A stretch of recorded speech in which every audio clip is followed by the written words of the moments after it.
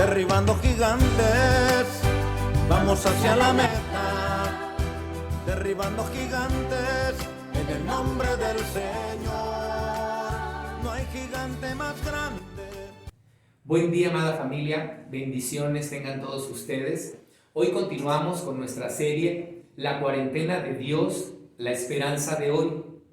Y hoy el Señor quiere hablar a nuestras vidas con un tema que hoy en día se presta verdaderamente para que analicemos y pongamos atención a lo que Dios quiere hablar. Hoy en día se están levantando muchos gigantes por esta pandemia, por esto que está sucediendo en todo el mundo, y el título de nuestra predicación es Derribando gigantes. Quiero que me acompañen a la palabra, a Números capítulo 13. Números capítulo 13, verso 1. Pero antes quiero que me acompañen a la oración. Oremos. Padre, en esta hora te damos gracias porque tu palabra es vida, es lámpara, es luz a nuestro caminar, Señor.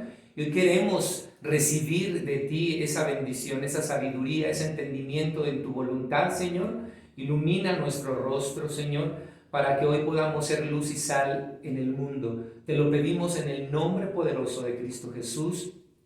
Amén.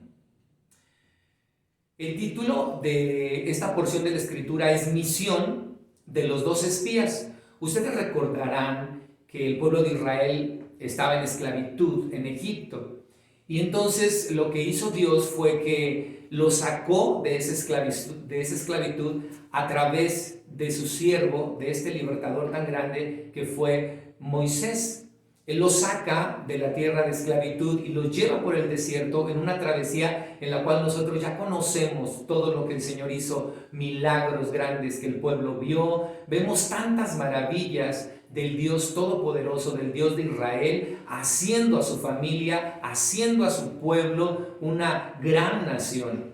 Pero sucede algo interesante. Dentro de esa travesía llegaron a un momento en donde ellos ya estaban a punto de entrar a la tierra de Canaán, a la tierra que Dios les había prometido. Entonces faltaba muy poco. Y veamos lo que sucede en ese tiempo. Habla el Señor a Moisés y dice lo siguiente en el verso 1.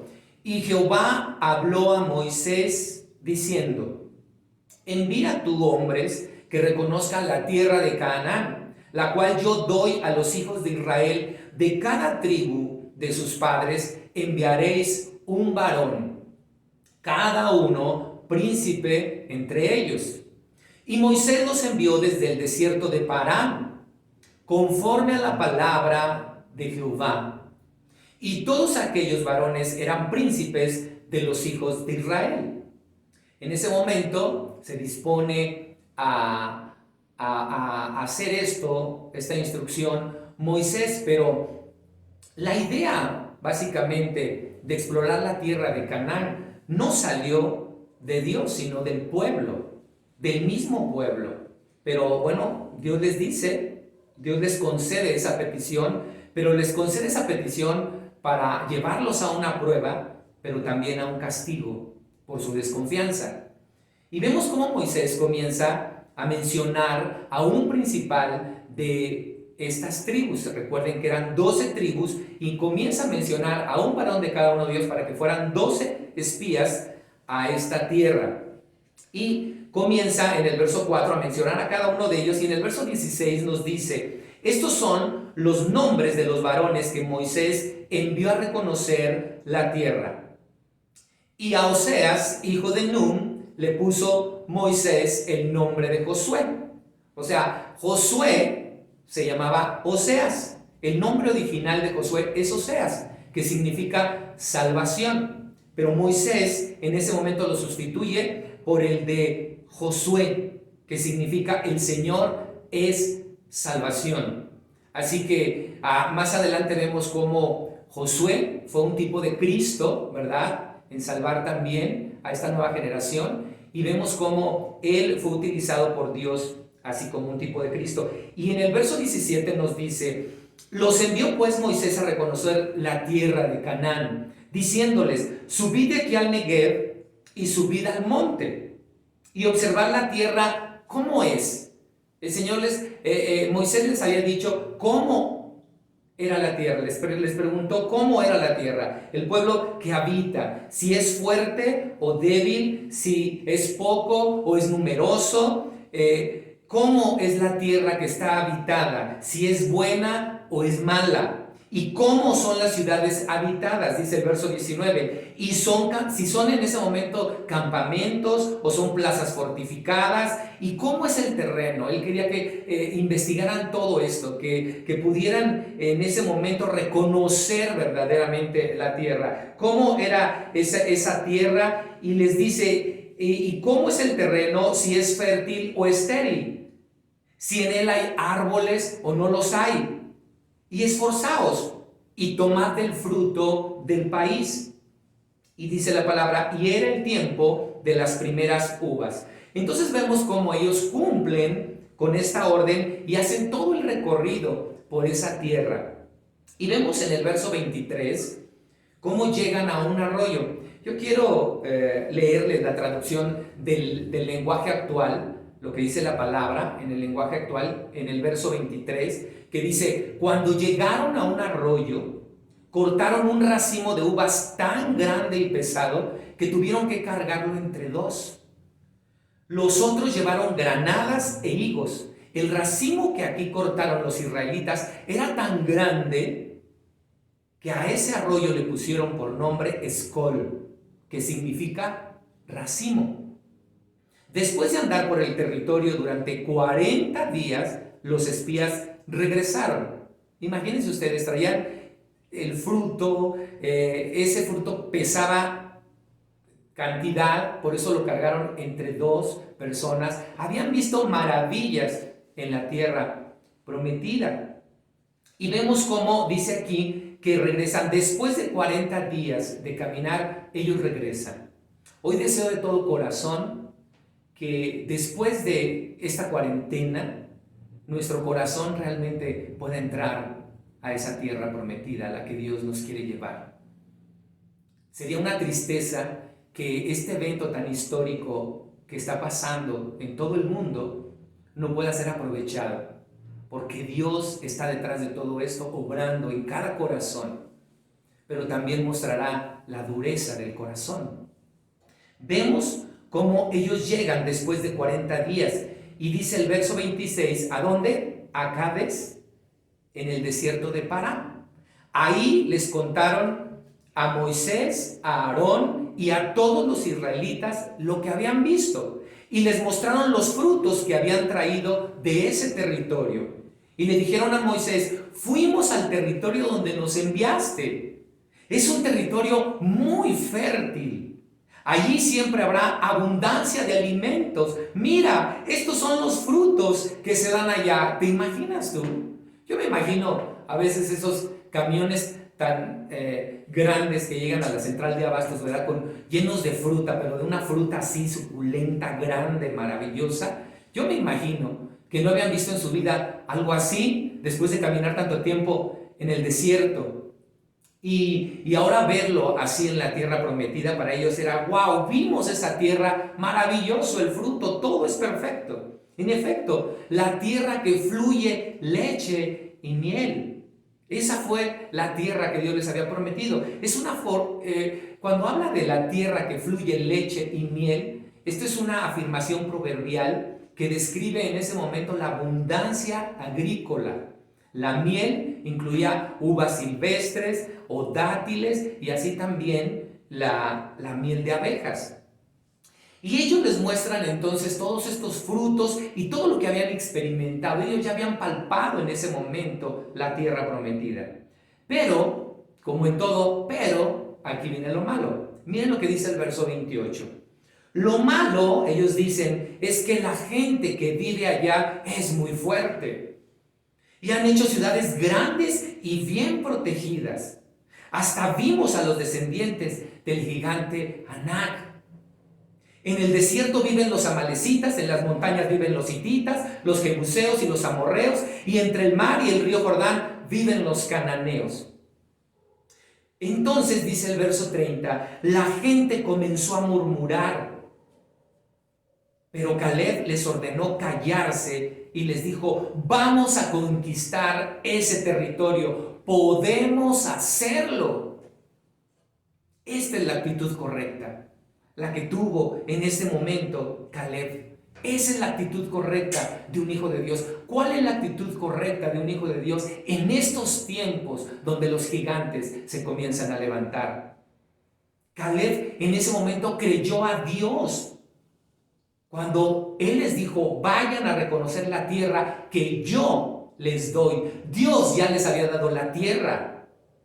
Por eso Él se molestó en que fueran a reconocerla. Ellos no creyeron, ellos no confiaron en que era una tierra buena. Dios habla aquí en el presente inmediato. No es algo que Él va a hacer, sino que hace en el momento presente. La fe siempre habla así. Dios así se presenta en nosotros en cualquier momento presente. Hebreos 11:1 nos dice que la fe es la certeza de lo que se espera, la convicción de lo que no se ve. Ahora, Dios ya les había dado esa promesa. Recordemos eso que en Éxodo 3, en el versículo 17 de Éxodo 3, Él les dice esto, y quiero leerles esto del lenguaje actual, de la Biblia del lenguaje actual, que dice: diles que les prometo librarlos de la esclavitud, sacarlos de Egipto y llevarlos a Canaán, país donde viven pueblos que no me conocen. Es un país tan rico que siempre hay abundancia de alimentos. ¡Wow! Dios ya se los había prometido. Dios ya les había hablado de eso. Recuerda, lo que Dios nos habla, a Él no se le olvida. Él es Dios, Él es perfecto. A nosotros sí, se nos olvida todo. Y ellos ya lo habían comprobado, porque ellos finalmente fueron a explorar y habían comprobado. Pero miren lo que sucedió. Vamos al verso 31. Y quiero leerles también en el lenguaje actual lo que dice en el verso 31. Dice: pero los otros que habían ido con él empezaron a desanimar a los israelitas diciéndoles que el territorio era malo. No lo hagan, les decían, no podemos vencer a gente tan poderosa. Los que viven ahí son gigantes como Anak. Ante ellos nos veíamos tan pequeños como grillos. Además, es un lugar en donde no se puede vivir. Es tan malo que la gente se muere, como si se los tragara la tierra. ¡Wow! Con uno que empiece a desanimarse, a tener una actitud de desconfianza, una actitud incrédula. Eso era lo que tenía el pueblo, una actitud incrédula. Pero fíjense qué tremendo es. Así se mueve hoy en día. Uno empieza a moverse con una actitud incrédula y se sigue el otro, y se sigue el otro, y se sigue el otro, y se sigue el otro. Y comenzó todo el pueblo contra Caleb. ¿Ustedes se dan cuenta de eso? Todo el pueblo contra Caleb. Todos moviéndose a la incredulidad, una actitud incrédula. No podemos ir, son gigantes, es demasiado. Ellos no estaban creyéndole a Dios. Hoy en día, eso es lo que más contamina. Eso es lo que más contagia. El virus, el coronavirus está presente, el gigante. Pero más gigante y más grande está saliendo el temor. Y sobre todo con el pueblo de Dios. Cuando uno empieza a hablar, los otros se siguen y se siguen. Pero solo uno, y fue Caleb el que dijo: cuidado, Dios nos prometió esto, vamos a entrar a la tierra prometida. Podemos nosotros. El informe de la mayoría de los espías es una difamación de la tierra y demuestra esa falta de fe en las promesas de Dios, en la protección de Dios. Los espías vuelven al problema de los gigantes, ¿se dan cuenta? Tienen un complejo de langosta. No podemos hacer nada porque somos muy pequeños, nos vemos muy pequeños ante ellos. ¿Cuántas veces te has visto pequeño ante gente poderosa en el mundo? Quizá porque tengan dinero, poder. Eso no tiene nada que ver. Tú vas con Dios. Tú tienes a Dios de tu lado. Tú tienes a Dios de tu parte. Imagínense estar parado ante una multitud y gritar una opinión que no agrada a nadie. Caleb estaba dispuesto a levantarse para pronunciar esa opinión no popular, para hacer lo que Dios había mandado. Ahora, aquí hay un principio eficaz. Cuando se levante en contra de una multitud. Tú como cristiano, cuando te levantes en contra de una multitud, debes saber algo. Aquí hay 3 cosas importantes. La primera es que tienes que tener los hechos. Caleb había visto la tierra por sí mismo. Segundo, tener la actitud correcta. Caleb confiaba en la promesa de Dios de dar a Israel esa tierra prometida. Y tercero, pronunciarse en favor de lo que usted cree. Caleb dijo, podemos conquistarla, vamos adelante. La opinión negativa de los otros 10 hombres provocaron una gran rebelión en ese momento entre el pueblo. Debemos ser especialmente cuidadosos cuando declaramos nuestras opiniones negativas ante los demás. Lo que decimos puede influenciar severamente las acciones de aquellos que están confiando en ese momento en nosotros para un consejo sabio. Aquí el pueblo ya estaba completamente fuera de control. Imagínense ustedes, ya todos contra uno. Vemos en el verso, en Números 14, ahora pasamos a Números 14, verso 1, que nos dice, aquella noche todos los israelitas empezaron a gritar y a llorar. Se quejaban contra Moisés y Aarón y le decían, ojalá nos hubiéramos muerto en Egipto o en este desierto. ¿Para qué nos trajo Dios a este territorio? Solo para que nos maten todos y se lleven como esclavos a nuestras mujeres e hijos. Mejor regresemos a Egipto. ¿Te imaginas? Ya estaba el pueblo en un gran temor, ya estaba contagiado todo del gran temor, del gran virus. Y dice que en el verso 4, y se decían unos a otros, vamos a elegir un jefe que nos lleve de vuelta a Egipto. Imagínense ustedes, todavía aparte querían quitar a los siervos de Dios, a Moisés, a quien Dios había puesto como libertador. Imagínense ustedes, qué tremendo es el pecado de incredulidad.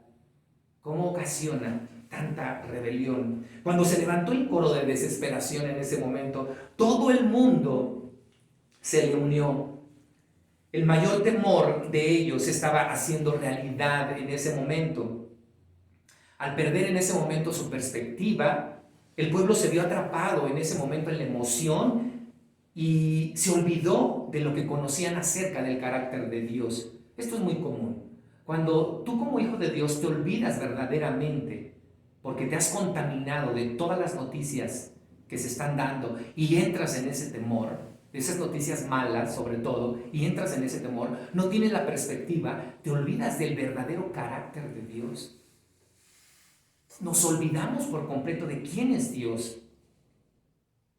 ¿Qué hubiera pasado en ese momento si el pueblo hubiera gastado esa misma energía para marchar hacia adelante que la que usaron en ese momento para retirarse?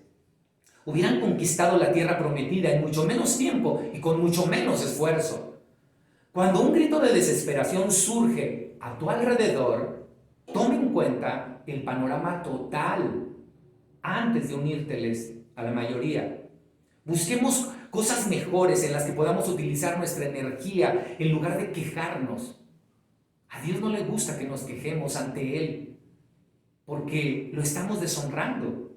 Mira lo que dice el verso 5 de Números 14. Entonces Moisés y Aarón se tiraron de cara al suelo delante de los israelitas. Se tiraron. También se rasgaron la ropa en señal de dolor Josué y Caleb, que eran 2 de los que habían ido a explorar el país. Les dijeron a todos los israelitas, el territorio que vimos es bastante bueno. Ahí siempre habrá abundancia de alimentos. Dios nos ama, nos ayudará a entrar en él y nos lo dará. Lo importante es que no se rebelen contra Dios, ni tengan miedo de la gente que vive en ese territorio, les decían. Será muy fácil vencerlos. En la otra versión dice, será como pan comido, en la versión Reina Valera, porque ellos no tienen quien los cuide. Nosotros, en cambio, contamos con la ayuda de nuestro Dios. No tengan miedo. ¿Se dan ustedes cuenta la escena que está sucediendo en ese momento? Yo me imagino como cuando Jesús llegó y lloró por Jerusalén. Señor, perdónalos. No saben lo que están haciendo. cómo están las ciudades arruinadas por la incredulidad del pueblo, porque no te creen a ti. Eso es tremendo. Ellos rasgaron. El romperse las vestiduras era un hábito para ellos, para demostrar esa profunda congoja, esa pena, esa desesperanza que ellos sentían en ese momento por su pueblo. Josué y Caleb estaban sumamente afligidos ante la negativa de todo el pueblo, porque ellos no querían entrar. Estos dos hombres sabios, Josué y Caleb, alentaron al pueblo a actuar de acuerdo con esa promesa de Dios. Ellos le decían, vamos a seguir adelante, vamos a entrar a la tierra.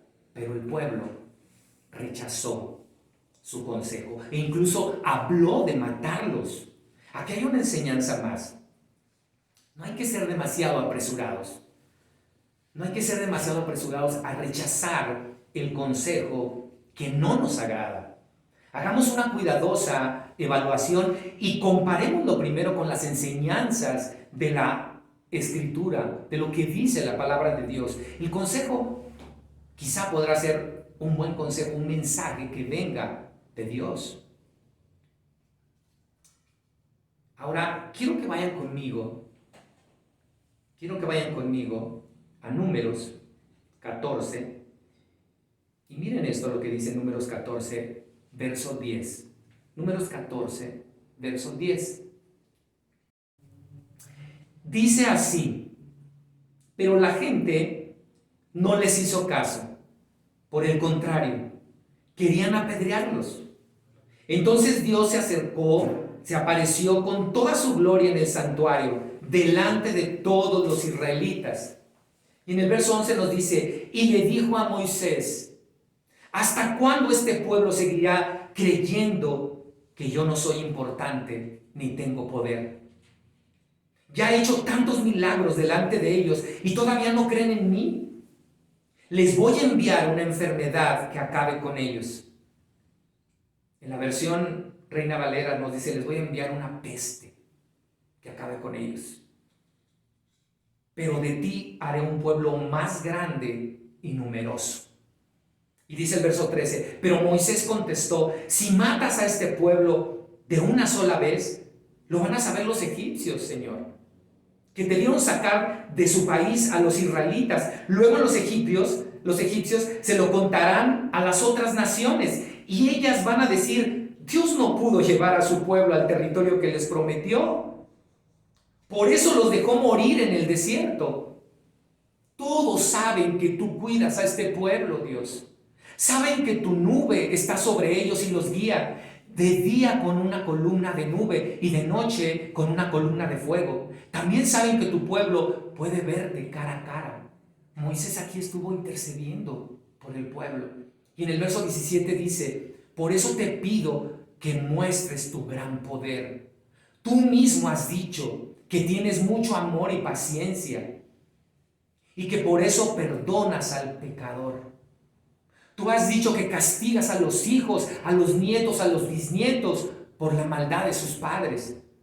Dios mío, si desde Egipto has aguantado a este pueblo y si realmente es tan grande tu amor, perdónales este pecado. Perdónales este pecado. Moisés clamó en ese momento grandemente a Dios por ese pueblo que aún había rechazado a Moisés y lo quería matar, pidiéndole que perdonara a su pueblo. Su oración revela aquí muchas características de Dios. Primero, que Dios es inmensamente paciente. Él es paciente. Estamos aquí porque Dios es paciente con nosotros. El amor de Dios es algo con lo que siempre podemos contar. Dios perdona una y otra vez. Dios es misericordioso, escucha y contesta nuestras peticiones. Dios no ha cambiado desde los días de Moisés. Dios es el mismo ayer, hoy y siempre. Y al igual que Moisés, podemos confiar en el amor, en la paciencia, en el perdón, en la misericordia de Dios. Y en el verso 20 de la Reina Valera nos dice lo siguiente: entonces Jehová dijo: yo lo he perdonado conforme a tu dicho. ¡Wow! Escuchó la oración, ¿se dan cuenta? Mas tan ciertamente como vivo yo y mi gloria llena toda la tierra, todos los que vieron mi gloria y mis señales que he hecho en Egipto y en el desierto, y me han tentado ya 10 veces y no han oído mi voz, no verán la tierra de la cual juré a sus padres. No, ninguno de los que me han irritado la verá. Wow, esto es serio. El pecado de incredulidad es serio. Dios no estaba exagerando cuando Él dijo que los israelitas habían dejado de confiar en Él y no lo obedecieron. Él dice aquí que habían sido 10 ocasiones. 10 ocasiones. Y quiero mencionarles esas ocasiones rapidito. Dice la falta de fe al cruzar el Mar Rojo, que está en Éxodo 14, el quejarse por el agua amarga en Mara, el quejarse en el desierto de Sin, el recolectar más de la cuota diaria del maná que Él les había dicho que no, al recolectar maná en el día de reposo, cuando no tienes que trabajar y estás trabajando, al quejarse por falta de agua en Refidim, al cometer idolatría con el becerro de oro, al quejarse en Tabera, al seguirse quejando por falta de comida deliciosa en Números 11, y al no confiar en Dios para entrar a la tierra prometida.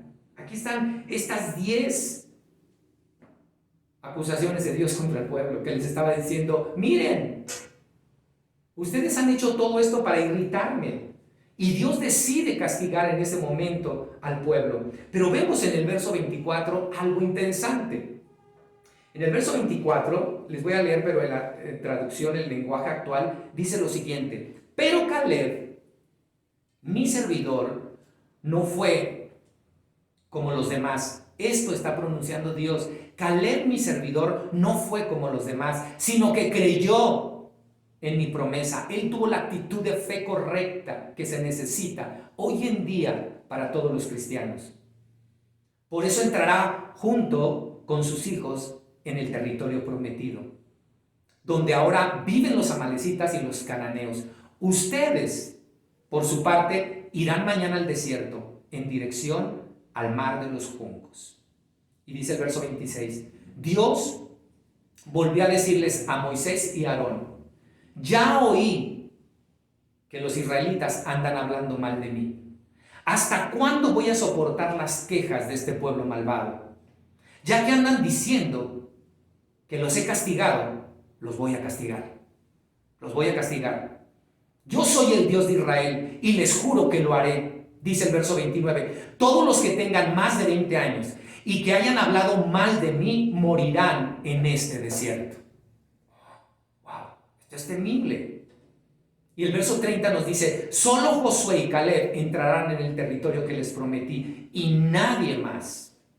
Nadie más. Ustedes caerán muertos en este desierto y ahí quedarán tirados, pero sus hijos, que ustedes pensaron que serían esclavos, aquí viene una promesa, sí entrarán en el territorio que ustedes despreciaron. Como ustedes no confiaron en mí, sus hijos andarán por el desierto cuidando ovejas durante 40 años. Tendrán que esperar hasta que todos ustedes hayan muerto en el desierto, para que aprendan, dice el Señor, lo terrible que es desobedecerme. Los castigaré duramente, les juro que lo haré. Ustedes exploraron el territorio durante 40 días, así que yo los castigaré 1 año por cada día. 40 años andarán vagando por el desierto hasta que se cansen y mueran. ¿Te das cuenta? Por eso hoy día es: ¿qué quieres? ¿Pasar cuarentena y llegar a la tierra prometida? ¿O quieres 40 años más en el desierto y morir ahí, dando vueltas y vueltas y vueltas? Tremenda cosa es caer en manos del Dios vivo. El pecado de la incredulidad es serio. Dice Hebreos capítulo 11 verso 6: pero sin fe es imposible agradar a Dios, porque es necesario que el que se acerca a Dios crea que le hay y que es galardonador de los que le buscan. Sus actitudes incrédulas lo llevaron al castigo. El temor que imperaba en todo el pueblo lleva castigo. Dice la palabra: el temor lleva en sí castigo, porque no crees en el poder de Dios, no crees en el amor de Dios, no crees en todo lo que Dios ya prometió a tu vida. El pecado de incredulidad se manifiesta a través de toda una diversidad de pecados, como la idolatría. Vemos que la idolatría forma parte de ese gigante más que impedía que entraran a esa tierra prometida. Dios nos dejó lo natural en la tierra de Canaán para que nosotros podamos entender lo espiritual en nosotros. El pueblo se quejaba y añoraba todo el tiempo las cosas de Egipto. En todo momento estaba queriendo volver atrás. De la misma manera que Esaú estuvo dispuesto a vender su primogenitura por un plato de lentejas, asimismo los israelitas estaban en la misma actitud, estaban dispuestos a hacerlo. El apóstol Santiago nos dice en la carta de Santiago, capítulo 4, verso 2, codiciáis y no tener, matáis y ardéis de envidia y no podéis alcanzar, combatís y luchad, pero no tenéis lo que deseáis porque no pedís. Pedís y no recibís porque pedid mal para gastar en vuestros deleites. Oh almas adúlteras, ¿no sabéis que la amistad con el mundo es enemistad contra Dios? Cualquiera pues que quiera ser amigo del mundo se constituye enemigo de Dios. Hoy en día muchos son amigos del mundo. Hoy en día no están tomando en serio esta pandemia. No. Andan en fiestas, andan en reuniones, andan haciendo cosas que desagradan a Dios. No buscamos en este momento a Dios. No vamos y vemos con esa actitud positiva la tierra prometida para poder ser ayuda, para poder ser luz para otros. Y aunque físicamente los israelitas en ese momento habían salido de Egipto, habían dejado su corazón atrás en esa idolatría. Jesús mismo lo dijo, donde esté su corazón, ahí estará su tesoro.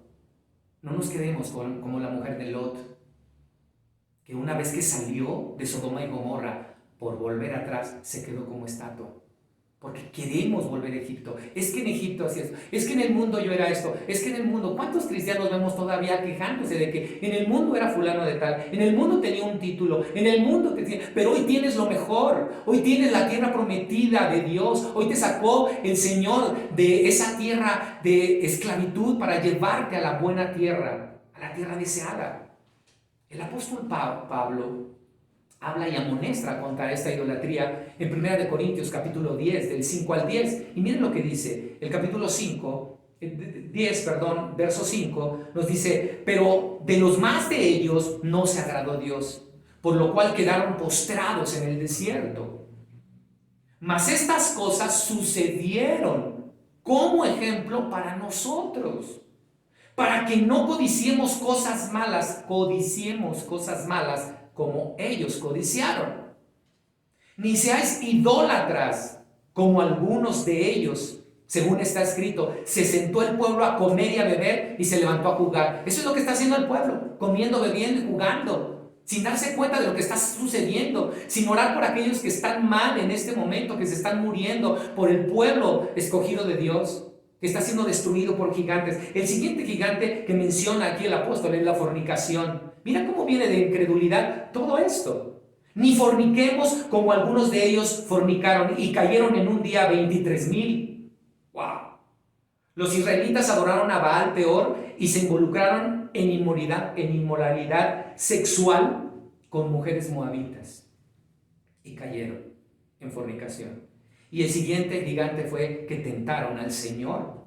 Dice, ni tentemos al Señor, como también algunos de ellos le tentaron y perecieron por las serpientes. ¡Wow! La referencia es a la queja y fastidio de los israelitas por su alimentación. Pusieron al Señor a prueba para ver cuán lejos podían ir. Eso es tremendo.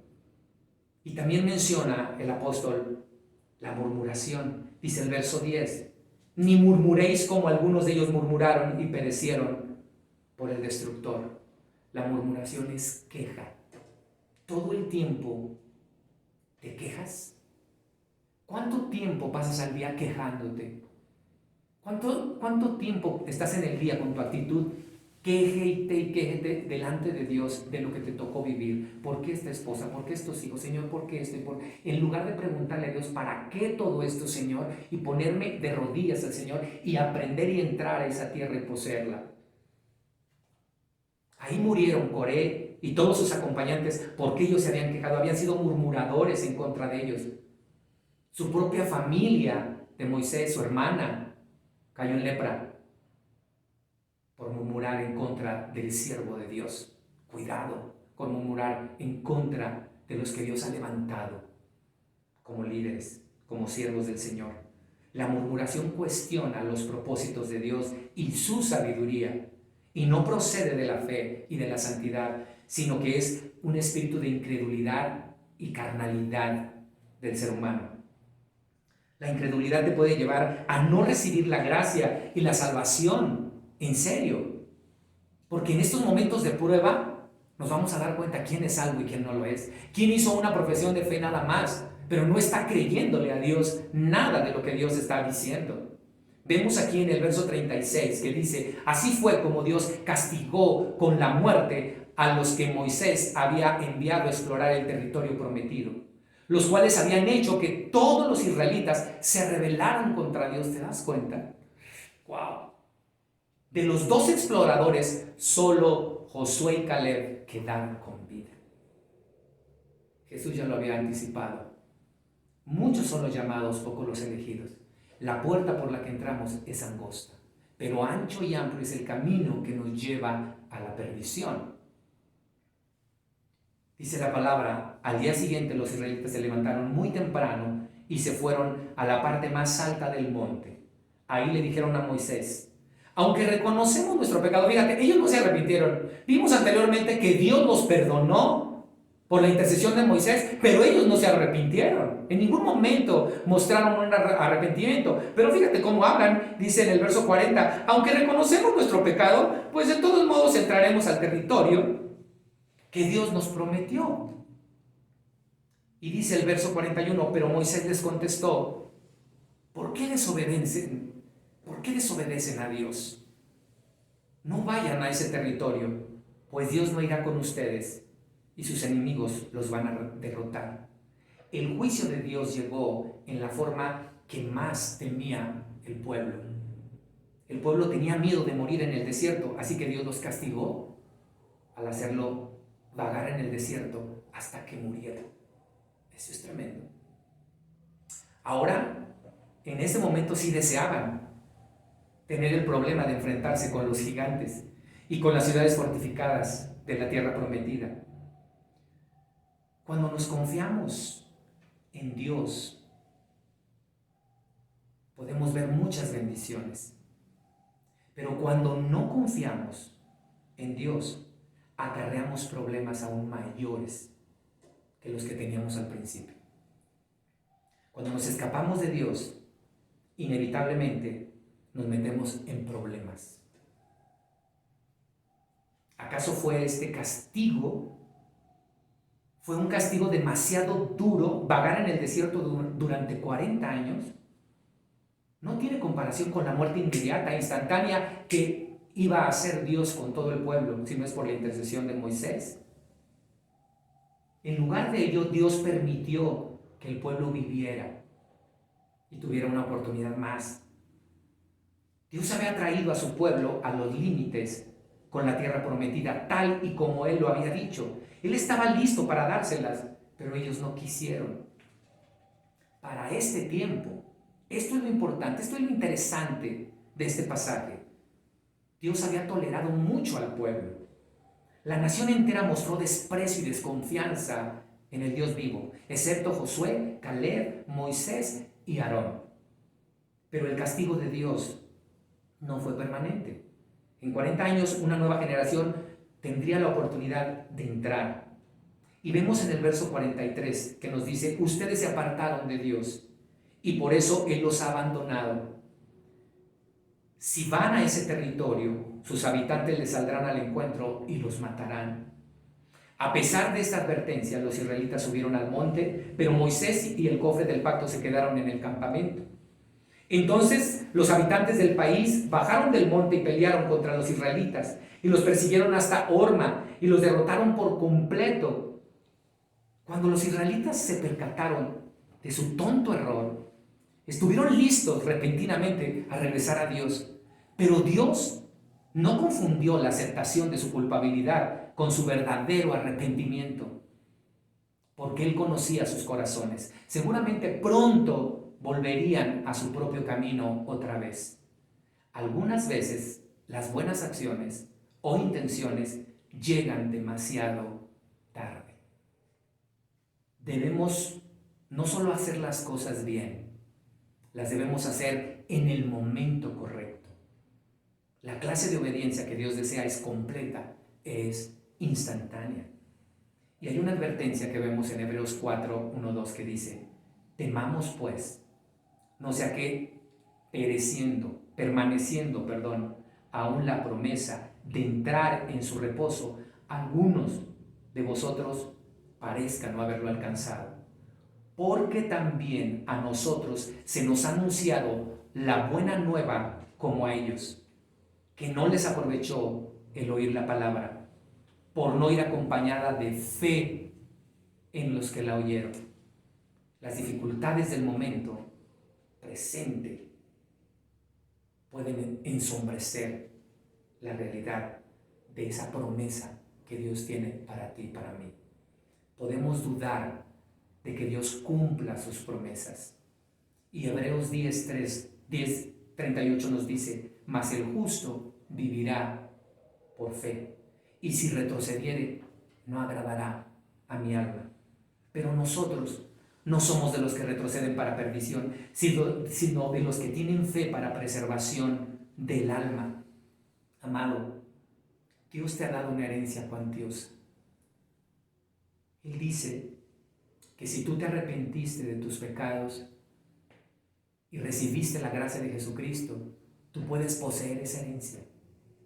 Esa herencia que la encontramos en las bendiciones espirituales en Efesios 1, donde nos habla y nos dice: bendito sea el Dios y Padre de nuestro Señor Jesucristo, que nos bendijo con toda bendición espiritual en los lugares celestiales en Cristo, según nos escogió en Él antes de la fundación del mundo, para que fuésemos santos y sin mancha delante de Él, en amor habiéndonos predestinado para ser adoptados hijos suyos, por medio de Jesucristo, según el puro afecto de su voluntad, para alabanza de la gloria de su gracia, con la cual nos hizo aceptos en el amado.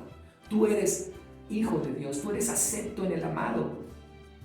Ahora tú tienes suficientes razones para conquistar Canaán y derribar esos gigantes. Si tú crees verdaderamente, si tienes la actitud correcta de fe y crees lo que hizo Jesucristo en la cruz del Calvario, entonces entrarás en esa tierra prometida.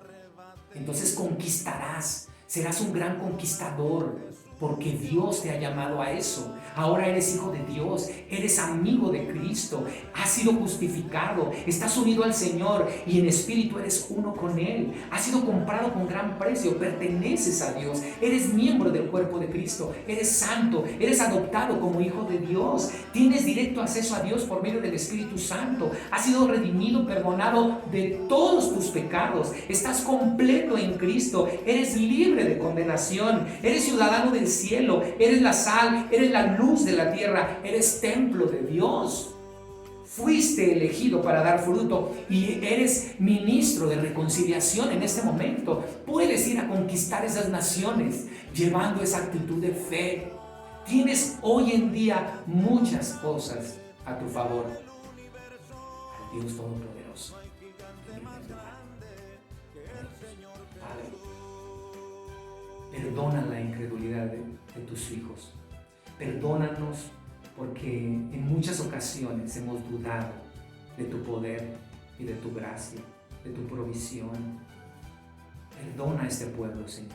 Ayúdanos a regresar a la perspectiva correcta, a verte como debemos verte, gigante, mayor, grande, poderoso, más que cualquier virus, más que cualquier gigante en este mundo. Tú eres nuestro escudo y nuestra fortaleza. Avívanos, Señor, te lo pedimos en el nombre poderoso de Cristo Jesús. Amén. Recuerda, ahora tienes muchas razones para conquistar Canaán y derribar esos gigantes. Derriba esos gigantes. Gracias, familia. Derribando gigantes, vamos hacia la meta. Derribando gigantes, en el nombre del Señor. No hay gigante más grande en el universo. No hay gigante más grande que el Señor Jesús.